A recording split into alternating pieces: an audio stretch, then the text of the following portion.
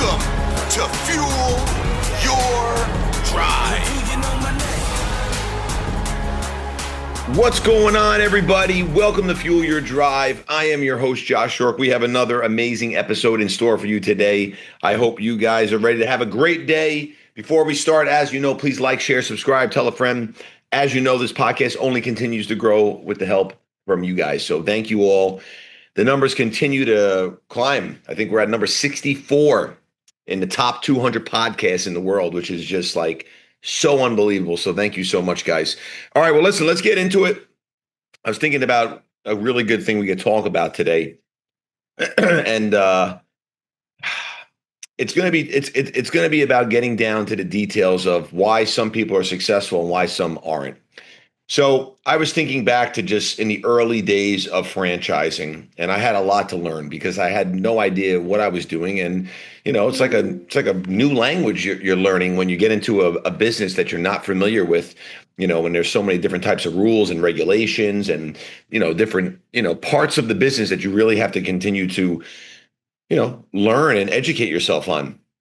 Well, in the early days, you know, and this is in every business, you know, and I know a lot of people will say, oh, well, no one in our business doesn't succeed. Listen, if you look at the stats of people that don't succeed in the world, it's pretty high, especially in business. But in the early days, I was thinking back to a scenario where I had someone, it wasn't a franchise owner, but someone I was very close with started running a business the same time I started Gym Guys. So that was going back to 2008.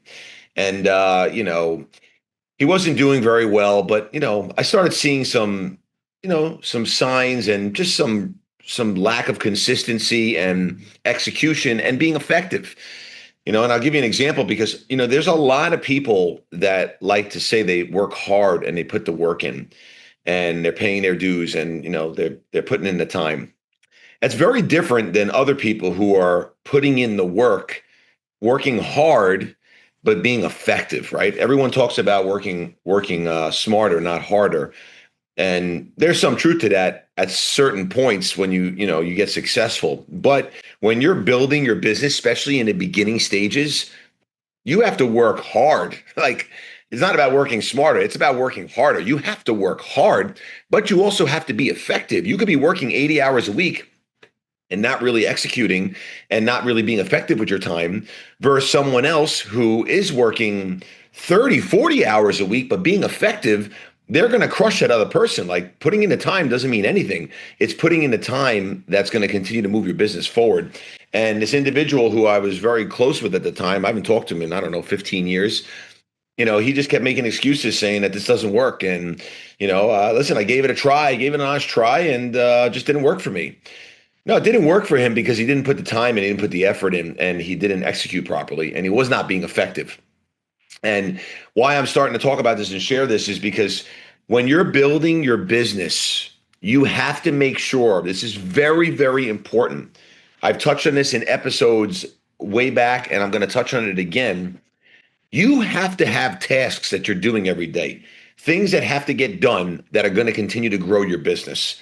And it's about compounding, right? Like, you know, it's I don't want to sidetrack here, but I'll just give you a comparison. One of my friends, his kids are much older now, and he said, man, I wish I could have, you know, saved for my children when I was younger.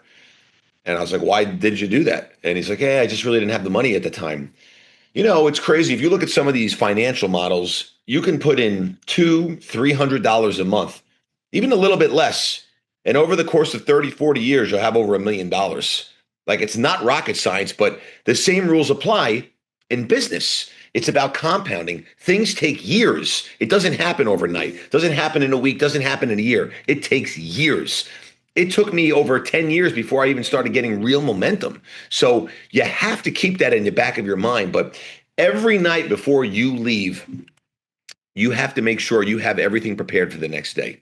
So when I mean what prepared for the next day, what are you working on the next day that's going to move your business forward? You know, because everyone's got the same 24 hours, but guys, at the end of the day, you really don't even have to work 8-9 hours a day. You know, like, if you're being really, really effective, you can really optimize your time. But, obviously, someone like myself, I like to continue to keep executing. So I might get 4 or 5 things done that are effective and boom, I'm on to the next thing. But you got to jam pack your days and you got to do that over and rinse and repeat that and do that over and over and over and over and over again. It's like people get a taste of success, then they have some issues and they're just like, oh, it's not going to work anymore.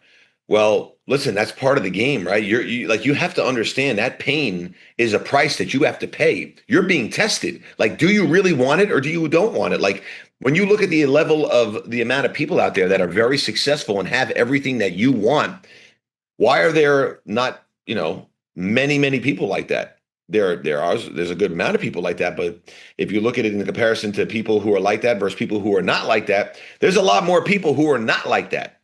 And the reason being is because they're not willing to pay the price. They jump all over the place like grasshoppers. They, as soon as they start to feel some pain, they tap out. They have some success. They have some great months in business. Boom, they tap out. They start questioning, I don't know if this is for me.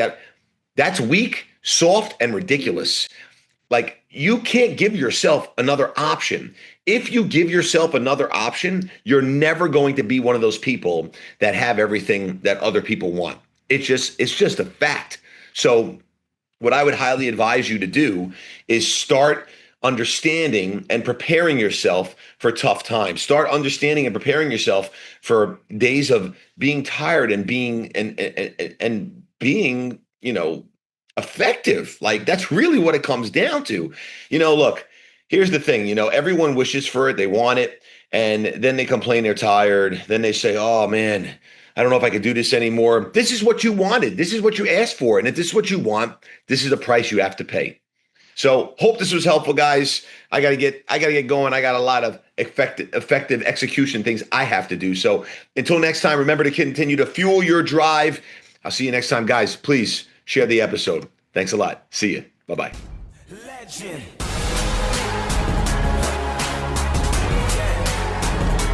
Do you know my name? My name is Legend.